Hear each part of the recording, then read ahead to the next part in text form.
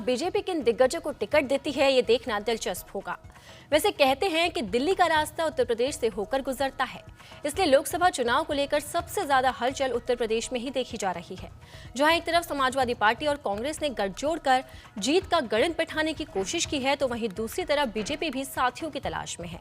Party की नजर RLD पर है। हालांकि लंबे वक्त से जयंत चौधरी के साथ गठबंधन को लेकर बातचीत चल रही है, लेकिन अब तक आधिकारिक ऐलान नहीं हुआ। इसी बीच जयंत चौधरी की चाल से बीजेपी का जातीय गणित बिगड़ सकता है। तो कहां फंसा है पेच, देखिए इस रिपोर्ट में।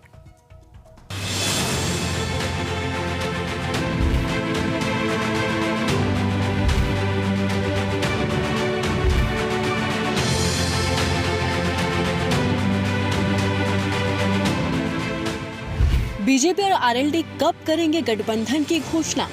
साथ आए तो जयंत के हिस्से बागपत के अलावा कौन सी सीट आएगी और वो किस पर किसे लड़ाएंगे? इन चर्चाओं को लेकर उत्तर प्रदेश की राजनीति का बाजार लगातार गर्मा रहा है।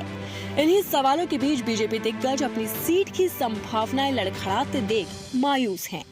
दिग्गजों को लग रहा है कि गठबंधन होने पर उनकी सीट खिसक सकती है, और ये वाजिब भी है, क्योंकि जब भी नए साथी जुड़ते हैं तो पुराने लोगों को डर सताता है।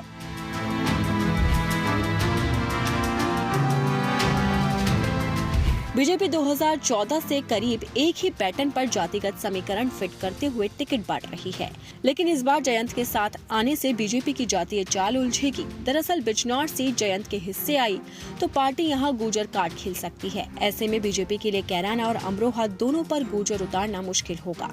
बीजेपी 2014 से पश्चिमी क्षेत्र की 14 में से 3 सीटों बागपत, मुजफ्फरनगर और बिजनौर पर जाट, जबकि कैराना और अमरोहा में गूजर चेहरा उतार रही है। गौतम बुद्ध नगर और सहारनपुर में ब्राह्मण, जबकि गाजियाबाद और मुरादाबाद में क्षत्रिय समीकरण साधा गया।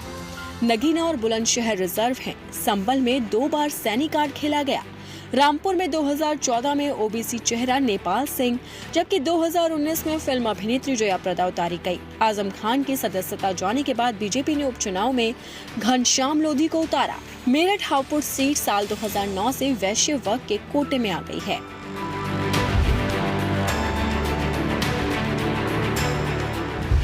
अब पिछले 2 चुनाव में बीजेपी अपने हिसाब से सीट तय कर रही थी, लेकिन अब की बार पेच फंस सकता है।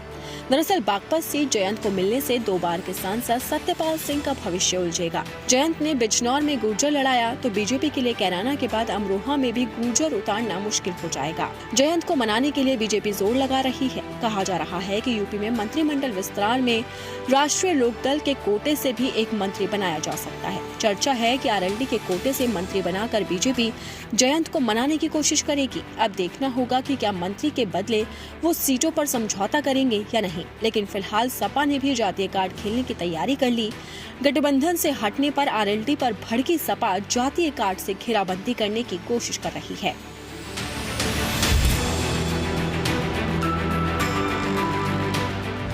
अखिलेश का साथ छोड़ने के बाद अब सपा जयंत चौधरी को बुरी तरह से घेरने में जुट गई। खासकर पार्टी बागपत सीट पर आर पार के मूड में है। सपा ने बागपत में जयंत को घेरने के लिए जिला अध्यक्ष और संगठन के अन्य पदाधिकारियों से प्रत्याशियों पर राय मांगी है।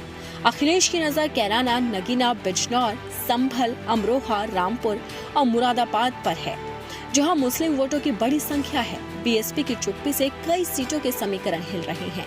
अनुसूचित वोटों पर बड़ी पकड़ रखने वाली बीएसपी की रणनीति और चाल से बड़ी पार्टियों के समीकरण भी बिगड़ सकते हैं। अब राजनीतिक दलों ने तो अपनी कमर कस ली है। ऐसे में देखना होगा कि बीजेपी जयंत को साथ लेकर कैसे विरोधियों को परास्त करती है। वैसे सत्तारूढ़ दल ने भी अपनी रणनीति तैयार कर ली है। ऐसे में बीजेपी अपनी तरकश से कौन सा तीर छोड़ेगी, ये देखना दिलचस्प होगा।